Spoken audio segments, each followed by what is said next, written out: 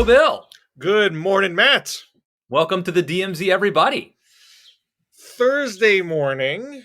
We are about 18 hours since the Manchin goalpost got moved again, but this time to the left and not to the right. So Democrats, I mean, I guess it's not all said and done. There's always possibilities for more drama. But it does look pretty promising that Biden's going to get some more points on the scoreboard. And this is around the heels of the Senate passing the CHIPS bill, robust investment in semiconductor manufacturing and scientific research. But then I just see this morning that we got negative 0.9% GDP. So Democrats can never get a full 24 hours of just straight good news. Yes, and I think that is actually kind of indicative of the way things are going right now, is that it's really hard to have a clear narrative. The data points are very contradictory, but it does help to put points on the board. I don't know how much it helps electorally, but certainly if you're Joe Biden, you want to have a legacy. And if you're Joe Manchin, he is also running out of time. Bill, a point you've made, I think, here more than anyone. Well, I had a piece just published Monday afternoon, which obviously is what tipped the scales here. I mean, if anyone gets credit for this deal, exclusive, must credit Bill Scher. The planet Earth is not saved unless I write my piece for Real Clear Politics. I just made the point that Joe Manchin is never going to have more power than he does right now. Unless somehow in 2023, it's still a 50-50 Senate and it's still a Democratic House, two fairly implausible things. Otherwise, if there's more Democrats in the Senate, then he's not the 50th vote anymore for reconciliation bills. And on the other way, if it's not a Democratic House anymore, who cares about reconciliation? The reconciliation bill is not going to go anywhere. And so anything that happens is going to be bipartisan. So Manchin has a role to play in bipartisan legislation, but he can't single-handedly dictate the terms of a bill the way he can right now. So if I'm Joe Manchin and I'm in my mid-70s and I'm up for re-election in 2 years, and the chances of being reelected are a little shaky. And if I got reelected, I wouldn't have the same amount of power that I do right now. Why not use the power that you have to get what you want? Not just to be nice to Democrats, but there's things you want for West Virginia. This is the vehicle to get them. You might as well put your cards on the table right now. And that appears to be what he did. So here's my question to you, Bill. What did West Virginia get? What did Joe Manchin want or West Virginia want that is going to be delivered if this goes through? Well, I think we're still a little sketchy on that because we only saw this one-page sheet. At least for me. I mean, I know the full text of the bill is out there, but I haven't poured through it line by line. It's one of those bills that's particularly hard to read because it says, change subsection 1A with this. You're like, what the hell is subsection 1A? What am I looking at? I'm not the best person to ask exactly what he got, but I do know two things. One is that he wanted permitting reform that cannot be done in reconciliation. That's not a budgetary thing; it's a policy thing. And having natural gas pipelines more easily established is something that Republicans like very much. He got Pelosi and Schumer to say, okay, we're going to do this separately from reconciliation. And he has talked a lot about building up hydrogen infrastructure in West Virginia. And he already got a provision in the infrastructure bill that already passed to create hydrogen hubs, and one of them is set to be in Appalachia. So he's already made some moves on that front. And the thing is, with hydrogen, you can do hydrogen in a clean way without any natural gas involved. You can do it in a less clean way. And so Manchin wants it done in West Virginia, where there's some natural gas infrastructure. And my understanding from reporting that happened before the deal was that the electric vehicle tax credit, which apparently retains in this bill, would also allow for hydrogen fueled vehicles as well. It wouldn't be electric specific. And I believe I read that the way the credit is constructed, it's not necessarily specific to just electric, although it works a little bit better the cleaner you get, a little bit more money the more emissions that are cut. So I think that he's getting some stuff for hydrogen in this bill as well, on top of the permitting. So I think that's what's going on here. Interesting. So I want to, this is not the lead. This is not the most important takeaway, but I do think it's interesting, Bill, that, as you alluded to, Republicans went along with this computer chip bill, and they went along with it under the guise of there wouldn't be any reconciliation bills the rest of the term. Well, let's be very clear, though. Nobody said that. There's no evidence that Joe Manchin went to Mitch McConnell and said, "No way, no how, and we're doing reconciliation." So your tweet the other day, where you said, "If you do reconciliation, this deal's off," you got my handshake on that, buddy. We have no evidence that Manchin did something that overt. Fair point. However, obviously, McConnell said, we're going to.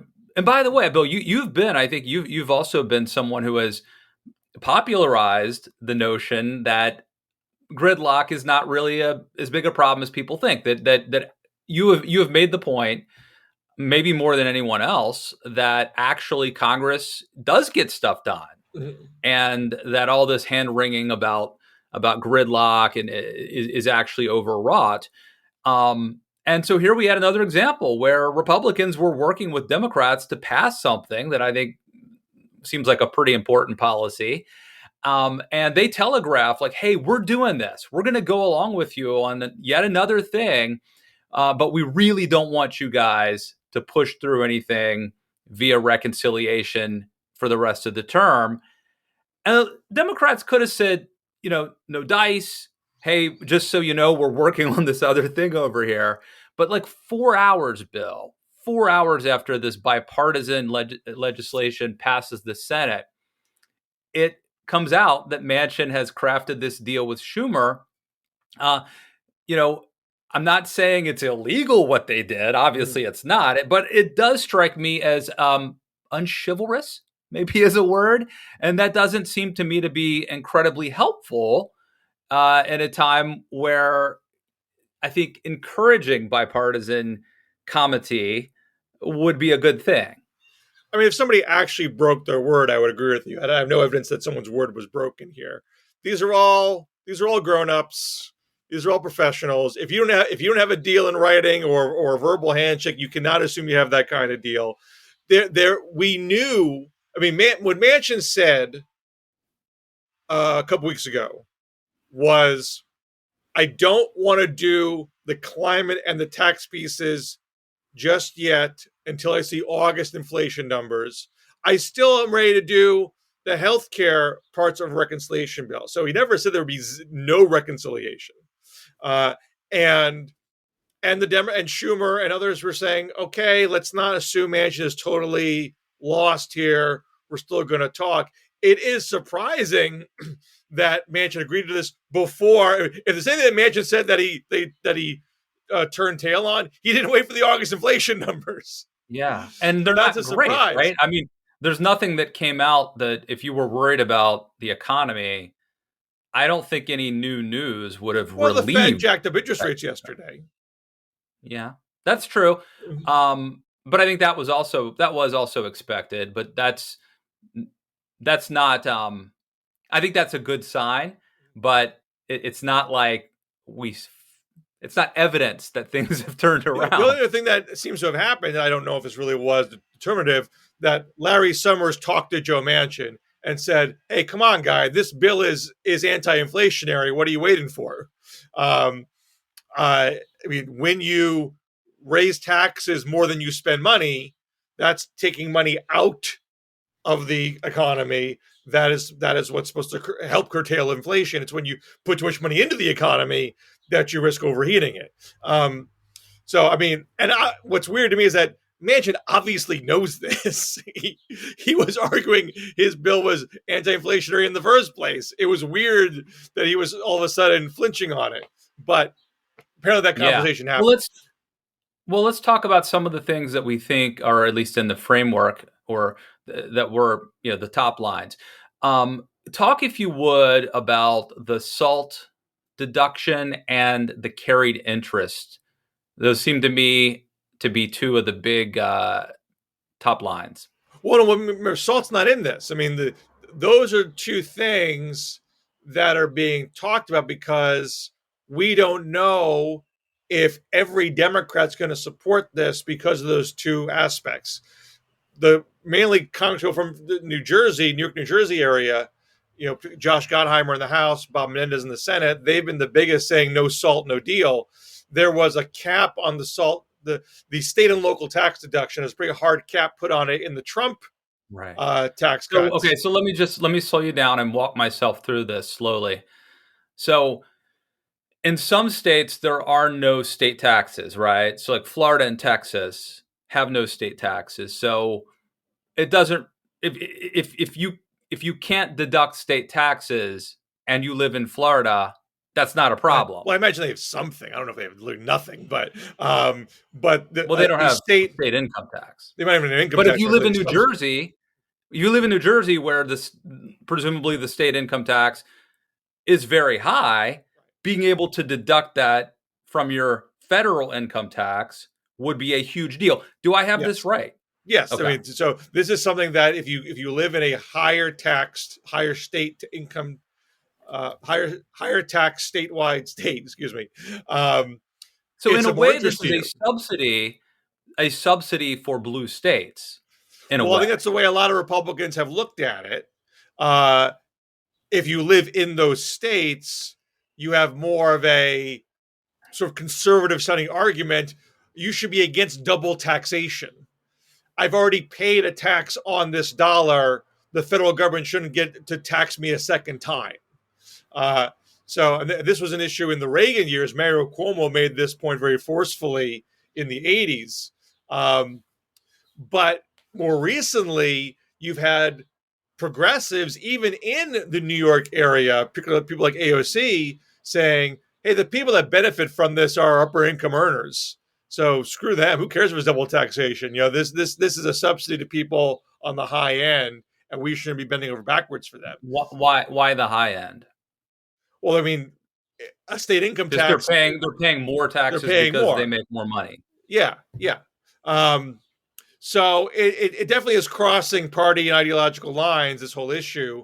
But as a matter of head counting, Democrats can't lose a single senator. They can't lose 5 House members. So are Menendez, Gottheimer, others prepared to go to the mat on this? That we don't know, number one, because there's nothing about SALT in the deal as it stands. Okay, then There's why no am I relief hearing for about them. it? If it's not in there, why have I been hearing about it? Because these folks want it in there. They want SALT relief. They want the cap raised, and it's not raised. The other issue is the one pager. Again, I haven't looked at the literal text, so forgive me if this is more known than I know about it. I've seen it reported that the carried interest loophole is closed, and I'm a little hesitant to be sure. Is it fully closed, or is it narrowed in some way? I'm not 100% sure. So apologies for being ignorant on that. But as described in Bloomberg, they say the plan would end the carried interest tax break used by private equity and hedge fund managers to lower their tax bills. That allowed for a share of an investment manager's income to be classified as a capital gain, which is taxed at a 23.8% tax rate instead of the top 37% tax rate for salary and wage earnings. And this is something Right. that Kirsten Sinema was apparently opposed to doing, closing this loophole. And her office said yesterday she has no comment and she's looking over the language. So Right. is she prepared to sink the whole bill over saving this one loophole that we don't know yet? So let me ask you about this. Okay, so I know that like investment income is not taxed until you actually sell. But that's not what this is. This is for people who are managing the funds who have to get paid for what they're doing. What's the theory behind why should a investment professional be taxed at a lower rate than a working stiff, someone who's out there working in a factory, whatever, a cop, a waitress? Why should someone? I mean, look, you probably don't even think they should, but like, what's the theory behind why they should be taxed at a lower rate? Well, I don't think it's just the working stiff moving the trade. I mean, these are people who are the investors, and under the spirit of the law, uh, Democrats don't like capital gains tax as it is. They don't necessarily think that capital gains should be treated lower than other income. They see it as rewarding speculation and not true investment, and that these are wealthy guys that should have to pay the full freight on their income. Back in the '90s, Paul Tsongas had a proposal saying the capital gains should really only apply if you hold your investment for a certain number of years. So if you're really investing in a business, that should be encouraged and be taxed at a lower rate. If you're just moving money around, that should not get special treatment.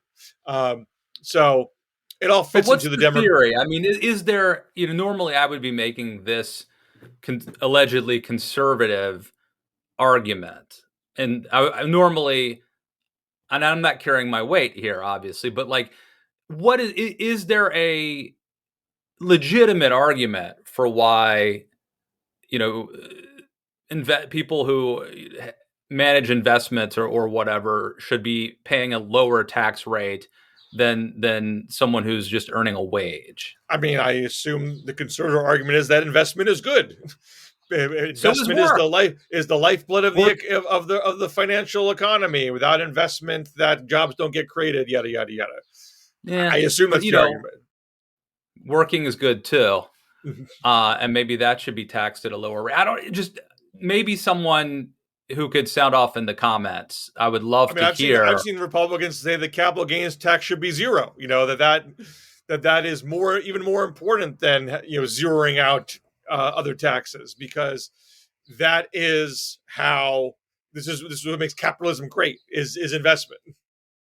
Yeah, spurs. I guess the theory is it spurs investment that creates jobs and all that, but it really doesn't seem fair, does it? That someone who doesn't make anything except interest, and like you say, Bill, I mean, there's investing and then there's investing, and some of these people, it's amazing. Like Jared Polis, the governor of Colorado, very popular. Apparently, was able to skirt paying taxes. I was just reading about this recently. He's a wealthy guy, Jared Polis. I think he put like $20 million of his own money into his. Art Laffer works for him, I think. Anyway, interesting point. If anyone has thoughts, please let us know in the comments. Well, have thoughts on how Matt Lewis went woke on capital gains taxes. When the hell did that happen? Bill, I'm a blue collar guy. You know that. I mean, I'm wearing a white collar right now, but son of a prison guard, straight out of Wolfsville, Maryland. It just doesn't seem fair, does it? Well, but I think the bigger breakthrough here for Democrats is because on the tax front, this is a whole lot less of increased taxes on the wealthy that the Democrats wanted to have. This is very much shrunken down from where the Build Back Better bill was. the climate piece is the thing that Democrats, I think, are most excited about. The fact they're getting anything at all. I mean, they're All saying right, this is talk about that. What is the climate piece? well, let me see if I can. Uh, because I don't have it all, at the ready. Damn So, it, Bill. You know I expect. I look. All I ask is that you show up for your job, knowing every possible answer, every possible question I'm going to ask. And if you're not committed to this, there are other people that could be here. well, again, this is reading off of Bloomberg. Uh, that the bill includes $4,000 tax credits for lower and middle income buyers to use to purchase electric vehicles, and up to $7,500 tax credit for new vehicles. $60 billion of incentives to bring clean energy manufacturing into the U.S. Production tax credits to accelerate U.S. manufacturing of solar panels, wind turbines, batteries, and critical minerals processing. Investment tax credits to build clean tech manufacturing plants to make EVs, turbines, and other products. Tax credits for consumers who add renewable energy items to their homes, including efficient heat pumps, rooftop solar, electric HVAC, and water heaters. $9 billion in home energy rebate programs for low-income consumers to make their homes more energy efficient. And you got on the healthcare front, empowering Medicare to negotiate for lower drug prices, capping what seniors on Medicare pay for drugs each year at $2,000. Requiring pharmaceutical companies to rebate Medicare if they raise prices on their drugs more than inflation, and extension of augmented subsidies for the Affordable Care Act. So this is being touted by Democrats as the biggest investment in clean energy ever. And it's less than they were going to get in Build Back Better, but it's still more. But they thought they were about to get zero. Yeah. So, and it's supposed to cut emissions by 40% over a certain time frame. So, from look, these are things that the average taxpayer is not going to get in their wallet by November. Mm-hmm. So there's always the downside risk for any of these big Democratic bills that people don't feel it right away, and so they don't get the political benefit right away. But it's points on the board. It's the left and the middle in their party singing off the same song sheet. So you have the potential of going into the midterm with the Democratic Civil War, at a minimum. So the narrative is not Democrats talking smack about each other, talking about primarying Sinema and Manchin. That might get pushed to the side, and you get a more unified message about we're making Washington work. We're investing in infrastructure, we're investing in clean energy. We are doing something on gun safety. We are tackling inflation. We are having the wealthy pay their fair share. We know it's been a hard couple of years, but we're on the right track. And by the way, look at these crazy people the Republicans are nominating. Well, that part is certainly true. I will say, though, here's something you will be able, if this bill passes, Republicans will be able to say. So first of all, am I correct? We are now in a recession. Did that happen? Well, again, it depends on how you define it. If you're defining it as 2 quarters of, which is how we always define growth. I mean, there's generally been determined by the National Bureau of Economic Research. My understanding is that their definition is a little bit more nuanced than that. And so they may not come out and say officially that they're considered a recession. We know that the Biden's team was pushing all week that this should not be considered a recession because job growth is great. And you had the Fed chair yesterday say the same, saying that there's the other data points are so strong that it makes you question if the GDP number is even accurate. So we're going to get some conflicting narratives on this score. Whether Republicans say in the middle of a recession or whether they say during a time of inflation, what they can say is During a time of inflation, the Democrats' response has been to spend what another trillion? I don't know how much, Well, again, hundreds of millions of they dollars, might say it that and way, and and raise taxes. right? They could say that, They could like, say that. Of course, the two things contradict each other. The net of the bill is not uh, is not spending. The net is deficit reduction because the revenue increases are more than the spending. But of course, Republicans aren't. I agree with you. They'll probably say in the ads the way you described it. yeah, and it's honestly true. I mean, they can fairly, let's maybe not fairly, but they can certainly say that during a time of inflation, Democrats' first response was to spend hundreds of millions of dollars and to raise taxes. Doesn't seem like a great idea, does it? Well, I mean, look, the Democrats already spent the big spending was ARPA, was the American Rescue Plan. I mean, that was 1.9 trillion, not offset with tax revenue. So if you want to accurately ding Democrats for fueling inflation, that's the fairer charge to make. Um, when Reagan ran against Ford in 1976 and was criticizing Ford for inflation, he said the answer was a balanced budget. He didn't just say cut spending; he said a balanced budget. Now, I'm not saying Reagan was running around talking about tax increases, but this is before Reagan was a. We mentioned Art Laffer. Right. Two mentions for Art Laffer in one show, Bill.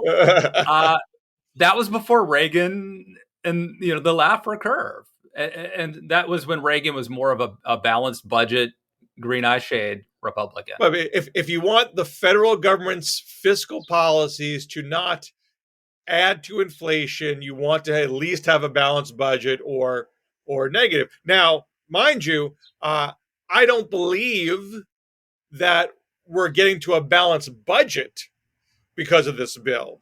We are reducing the size of the deficit relative to GDP. And that's already been happening because the spending on ARPA had stopped. That was last year. And of course, on Donald Trump's watch during the pandemic in 2020, there was a whole ton of trillions of spending that was not offset. So we've ended that period of crisis spending, and so the deficit is coming down anyway. Now we're getting the deficit reduction a little more so with this deal. So I mean, if you're gonna, so I understand your point, Matt, that optically spending plus taxes looks bad, but if you're a Democrat, if you're trying to achieve the twin goals of investment in critical sectors of the economy while also not contributing to inflation by reducing the deficit, they are doing those things. It may be awkward to do so. And this was argued Manchin's point 2 weeks ago. This might look bad. This might upset people in an inflationary time. But policy-wise, it is an anti-inflationary thing to do. While also keeping your eye on the long ball. I mean, you could turn off the spigot and just let's cut the budget by $2 trillion, but that would inflict a lot of pain on people to do it that way. So you're trying to do things in a nuanced way that's not too disruptive to the economy and doesn't sacrifice some long-term goals. But other than your column, what changed? Well, again, I don't. I mean, Manchin said he wanted to wait till the inflation numbers came out in August, and he didn't. And honestly, it was stupid to hinge us on the current month's inflation numbers. This is not a bill designed to have instantaneous impact. This is about the long view. The thing happening to cut inflation down immediately is what the Fed is doing. Interest rates. That's the immediate thing you do. So it was a weird thing for Manchin to say in the first place. It made people think he was being disingenuous and wasn't serious about coming to a deal. So it's really hard to fully understand what's going on in his mind. But the thing that makes sense to me is his recognition that he has power to deliver Yeah. for his state, and he wanted to exercise it while he had it. Don't you think that he would still have a lot of power? He could become Susan Collins. I mean, if Republicans take the House as they're expected to, and if the Senate stays, it doesn't even have to be 50-50, but if it's, if it's narrow, um, then presumably Manchin would still be a much sought after vote, and he could potentially still negotiate a lot of stuff with Republicans. What do you think Republicans want to do in either 2023 with a Democratic president or in 2025 if they have a Republican president? What do you think they really want to do that would require 60 votes and some Democratic cooperation? Okay. What if it's 50-50 still? I mean, if you're literally if it's 50-50 and you have a Republican president, then they Yeah. want to get their 50. They want their own people organized. So, I mean, what we know is tax cuts you can do by yourself. In the Bush years, they did tax cuts to reconciliation, but they were at 50-50 when they started. And they weren't sure they could hold on to, John McCain. I don't think they had John McCain that first tax cut. So they needed to get a little bit of Democratic support, and they got it. Under Trump, they did reconciliation for tax cuts with no Democratic votes at all. So to the extent that tax cuts are what they care about, Manchin's not a player there. If they want to do some policy changes, then they would need Democratic support. But honestly, I just don't know what those things are. I think there are things they want to do that are hard right, but the evidence is that they don't want to water those things down. And the Democrats probably wouldn't even cooperate for them. And Democrats presume that Republicans might just abolish the filibuster and do it without Democratic support anyway. Now, Mitch McConnell says he's not going to do that. I don't know if I say I take him at his word, but I sort of lean towards him being on the level there. But also, McConnell can't live forever. He didn't do it Trump was mocking McConnell. Yes. For not doing it, and McConnell held firm. So, right. So I think McConnell is serious about not wanting to get rid of the filibuster, but he's not a spring chicken. He's not going to be majority leader. He's not going to be Senate Republican leader forever, and I can't really have the same confidence in whoever follows him. So if there's some things that Republicans really truly want to do, I don't believe they're going to do it by negotiating with a bunch of Democrats. I think they're going to wait till to get rid of the filibuster. All right. We should probably stop talking so we can post this so it's relevant because things will develop. But so a couple quick things we should hit on our way out the door, Bill. You had a really good piece that I think got some pushback about how Joe Biden should ride off into the sunset. But unlike other people who are framing it as like he should go because he's too old or whatever, you're saying he should go because that's a smart move if you're him, because second terms usually stink. But talk about that. Look, second terms are usually bad for two reasons. You don't have a cooperative enough Congress. You're not at the peak of your mandate, so you can't wrangle supermajorities to do your big wish list items. And if there's any kind of scandal brewing, it tends to percolate up to the surface by the second term. Those are the two big things you you got to worry Iran about. Contra, you've got Monica Lewinsky. Right. Even I guess Obama would be something of an exception. Maybe there were some scandals. I think Obama had a better second term than most. He didn't have a big scandal, but he surely didn't. It was like Benghazi or stuff like that. But I mean, that was the very tail end. It didn't really disrupt He his wasn't directly implicated well, either really in that. tried. It's like Republicans tried. Yeah. But whether that was a real scandal or a bogus scandal is obviously eye of the beholder.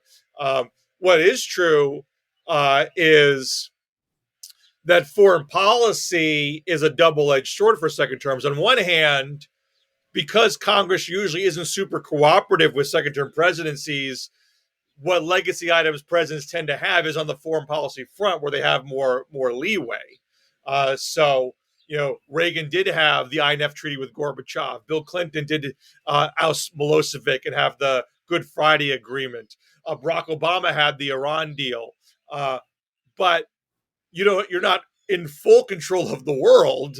So, ISIS flares up, which is what led to the uprising in Benghazi. Syria bedeviled Obama throughout his second term.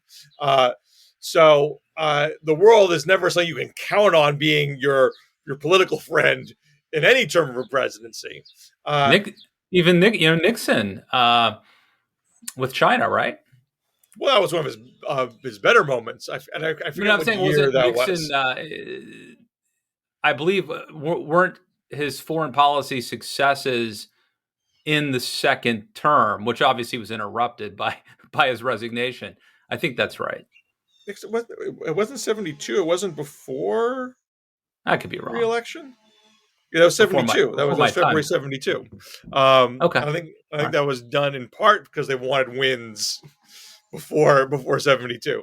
I think your point, though, is obviously true, that second terms are usually not what they're cracked up to be.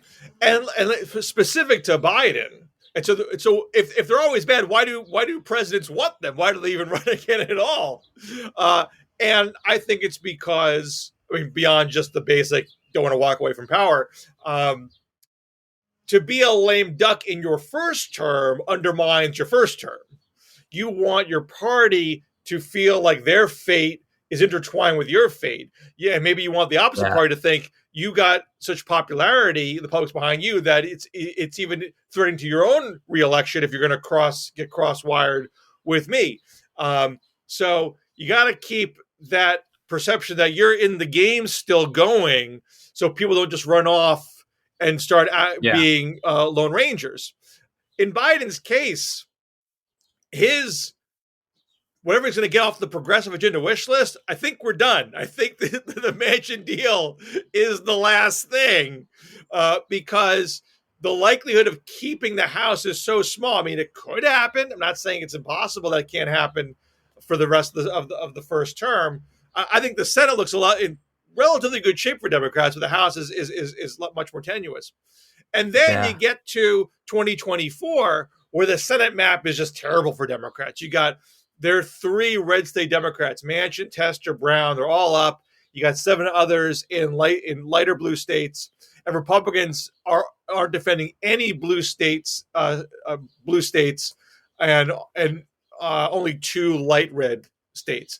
So, it's not saying it's impossible. There could be a Democratic trifecta in 2025, but very, very unlikely. So you're talking about more painful negotiations with stingy Republicans for the entirety of the second term. I'm not saying there's a scandal looming.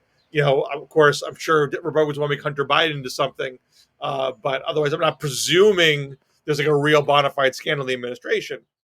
But it seems unlikely you're going to get some moment where all the stars are aligned to go get Build Back Better off the bookshelf and drop it on Congress. So why not say, peace out? Here's what I did. I got through the pandemic. Unemployment is low. We unified NATO to constrain Russia. We invested in clean energy. We got gun safety. We invested in infrastructure. Tough issues that had been bedeviling past presidents. I did it. You're welcome, America. See you on the beach in Rehoboth.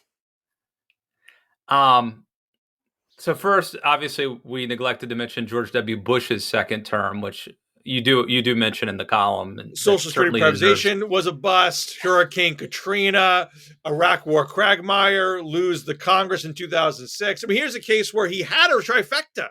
He had a trifecta in 2005. thought it meant he had a mandate and was proven very wrong very quickly. I mean, so you usually don't even start with a trifecta, and if you have one, you tend to lose it by that midterm. I guess part of the problem is as far as I know, Bill, we don't have a tradition. There is no example, I guess, of a president sort of declaring victory. I mean, TR tried to do it, and then he comes back, but he even there that has an asterisk because he had served part of McKinley's term, right? So I don't know of an example of a one-term president who left on his own terms and Polk declared victory. So being a two-term president is generally like, to be taken seriously, you have to have been a two-termer. There are only 3 presidents, I believe, that made one-term pledges, which are Polk, Hayes, and Buchanan. And only Polk of those 3 do you say, like, that guy did what he set out to do. He had 4 big things and he did them. Peace out.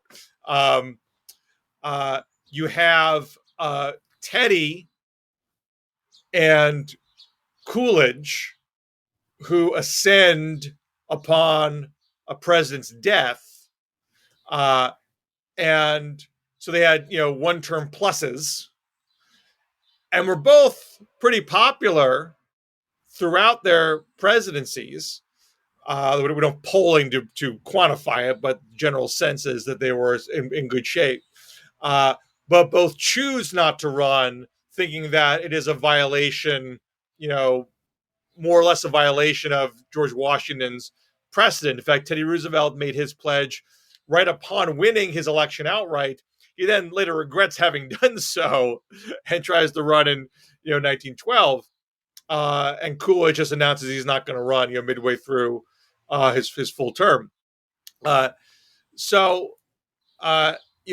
you want to argue these are people that had good second terms, but not quite technically second terms, have at it. But as far as people who were elected twice, and I went back in my piece 100 years to Wilson, they all were very, very trying. I mean, not without any successes in some cases, but very trying and not fun experiences where they got to do their biggest legacy items. I mean, I'm really glad that Reagan had a second term, and I think that he was able to kind of complete his agenda, including, especially the ultimate collapse of the Soviet Union. But it was the second term, because not only did you have the Iran-Contra scandal, which potentially could have sunk him, but you also had a situation where he really lost his first string advisors and staffers. And so by the end of it, it was a very, it was really the third string probably. Well, I mean, running the show. And I want to put Reagan's second term in some starker relief. I mean, it's a fascinating second term. I'm not saying this to be mean or political or dismissive, but I mean, this is the order of events. So on one hand, you can say Reagan had an idea that we're going to, spend the Soviets into oblivion militarily, which seems to have had some basis, that the Soviets were squeezed financially because of the arms race. In the fall of 1986, they have the Reykjavik summit, which they talk about like eliminating nuclear weapons altogether, but Reagan can't give up Star Wars, and so the talks collapse. And there's that famous picture of the two of them walking out with the stone cold faces. Reagan's not hurt politically by this. He's seen as sort of standing up for his principle, but Reagan volunteered eliminating nuclear weapons. I mean, he was genuinely concerned about it, so he didn't really get what he wanted out of that summit, nor did the Soviets. Then the midterm happens, which are terrible. They lose. Republicans lose the Senate in 1986, So, I mean, the Democrats already had the House, but there were a lot of conservative Democrats at the time. So Reagan still had something to work with. But now he loses the Senate, which puts the kibosh on the Judiciary Project. He nominates Robert Bork the following year and loses in part because he doesn't control the Senate anymore. So that has a real consequence. Right after the midterm loss is when Iran-Contra explodes, literally like weeks afterwards. His national security advisor has to resign the month of November 1986. And as that continues to fester, that's when Gorbachev says, hey, Ron, can we talk about a smaller nuclear arms treaty? Let's limit some medium range missiles. Reagan is now desperate for a win because he wants Iran-Contra off his back, and so he jumps at the chance, and they do that deal. So it is a win. I mean, he does achieve a real success with Gorbachev. And now, mind you, there are conservatives at the time that are mad at Reagan because they think they got the Soviet Union on the ropes, and he's giving them a lifeline with this deal. And the I think George Will possibly, as memory serves, was one of them. I think that's right. And it's not until 1989 when Bush is the president of the Berlin Wall falls, and then Gorbachev is ousted, soon after. So I think Reagan deserves a pretty decent share of credit for the strategy. And I think he deserves credit for the treaty. But it's mixed in with other political setbacks that occurred. It's not just simply like hitting his mark. So like doing exactly what he set out to do. That's true. Yeah, the second term. I think your point's well taken. All right, Bill, we're about out of time. But we do have several elections coming up this week. I guess the most prominent, we've got Missouri with Eric Greitens. We've got Arizona with the Senate race with Blake Masters, the gubernatorial race with Robson versus Kerry Lake. And then up in Michigan, Myers, the guy who replaced Justin Amash, Myers voted for impeachment, as being, I guess, Democrats are boosting his more MAGA primary opponent. Those are the three that I think are probably the most important. But what have I missed? Well, I mean, those are, I think, the races where you have, the Republican Civil War being played out. You also have in Kansas a state constitutional amendment on the ballot that would ban abortion. That was already in the works before the Dobbs decision, but now has far greater import. And that's all polls say that's a tight race. So this is the first test of how open even pretty red states are to truly banning abortion when you put it in the hands of the voters, not just Republicans who are governors or state legislatures. So there's that. There's also an interesting in Missouri where Greitens is on the ballot in the Republican primary, and apparently his numbers are going down, which is good for Republicans if Greitens loses. You have a fairly tightly contested Democratic primary between a more populist candidate named Kuntz and a scion of the Bush beer family, Tracy Bush Valentine. And that's a very close race. So if Greitens managed to win, I think people look at that race as more possible for Democrats. If it's one of the other two candidates, maybe less so. But there's also a Republican independent named Wood, who is backed by former Senator Danforth. The guy who gave us Josh Hawley, right? Yeah, and Clarence Thomas. He later regretted Josh Hawley. Yes. So I would be interested to see if Wood has legs if Greitens isn't the nominee. Because this is someone who's running as an independent, but says he would caucus with the Republicans. So it's not going to have McMullen, who I think hasn't said who he'd caucus with. That's over in Utah.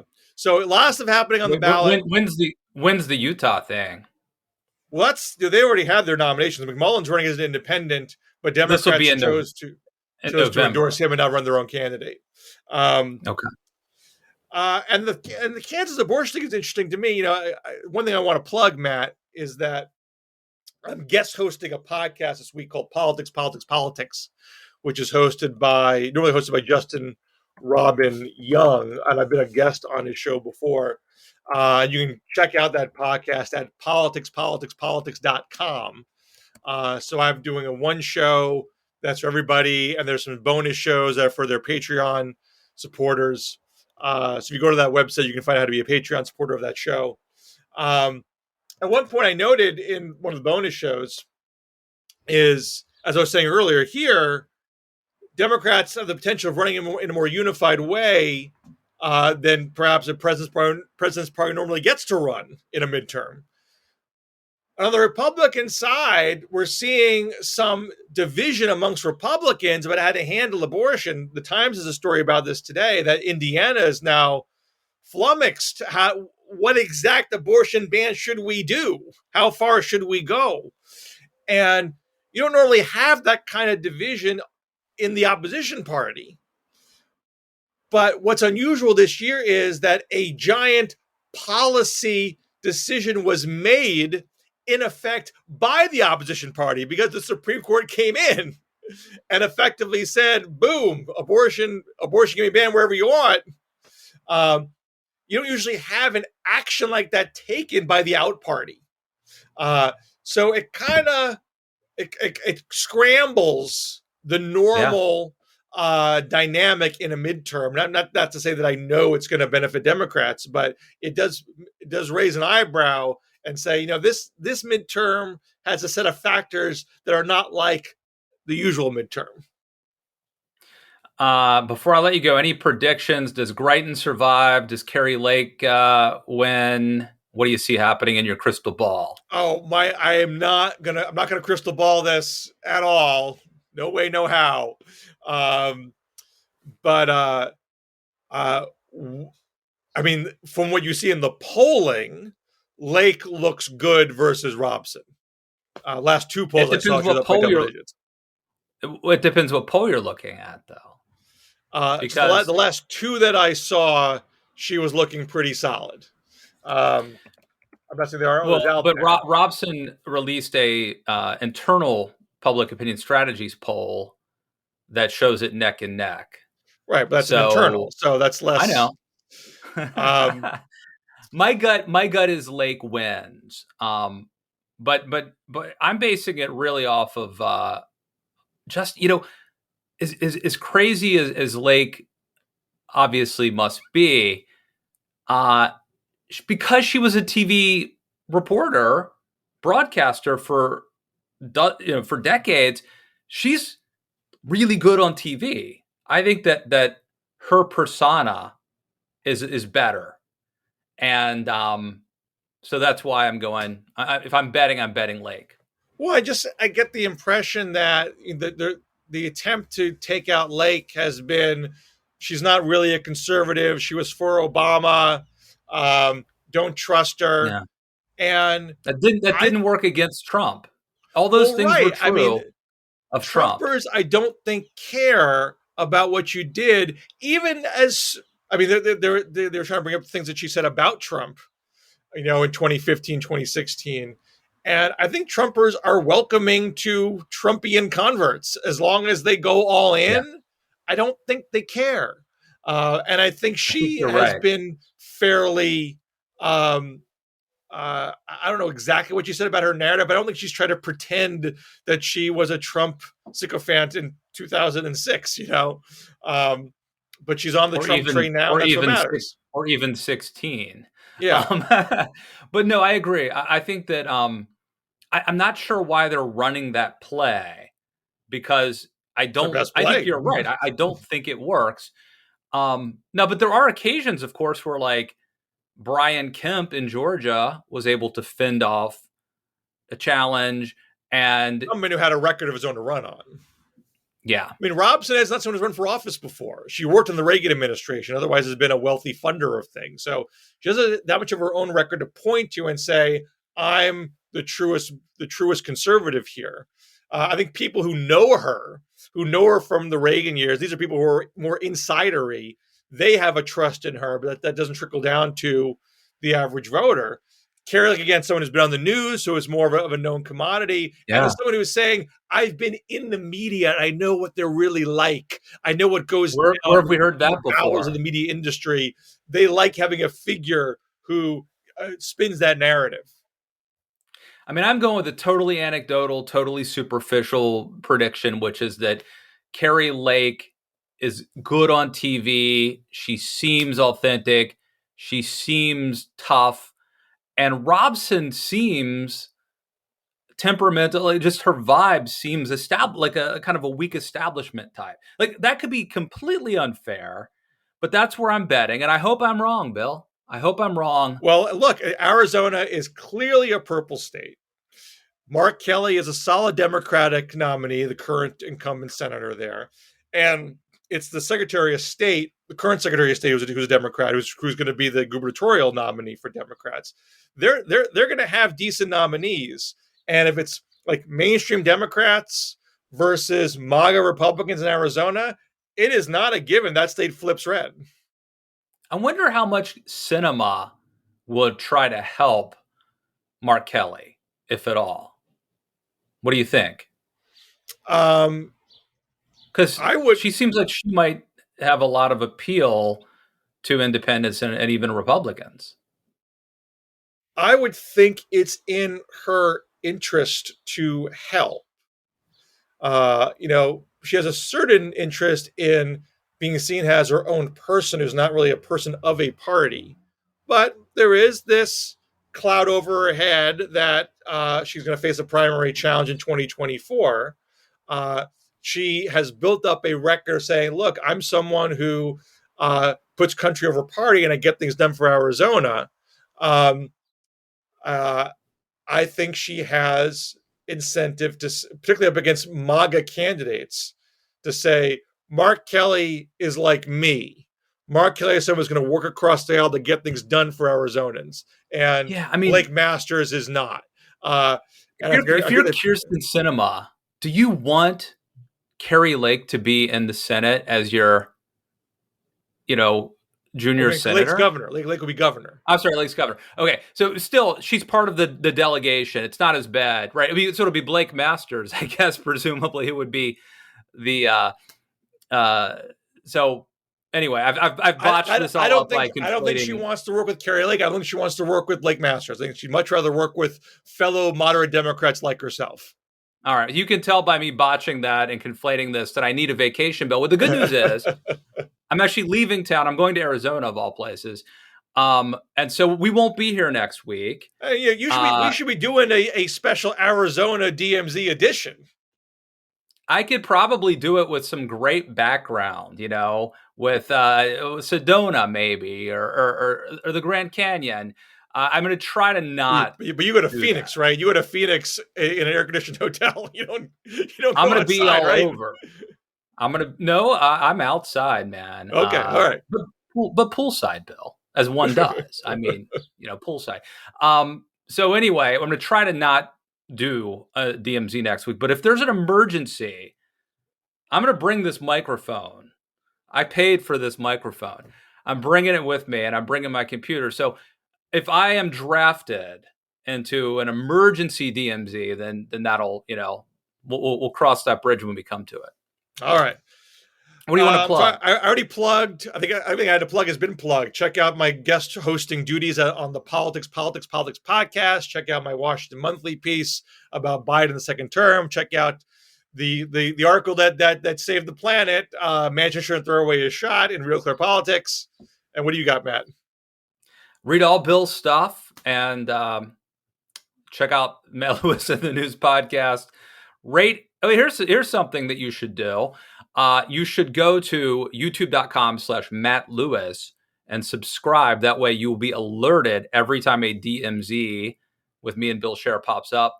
And you should follow us on Twitter at DMZ Show.